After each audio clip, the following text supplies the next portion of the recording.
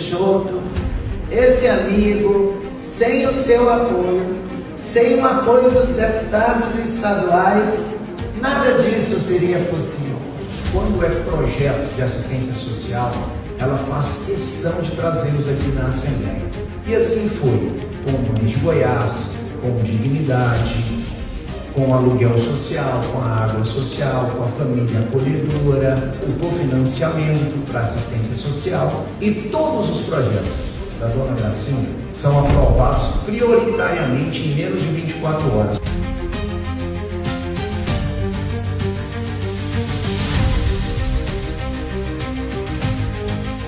E nós vamos autorizar o pagamento do cofinanciamento 2020.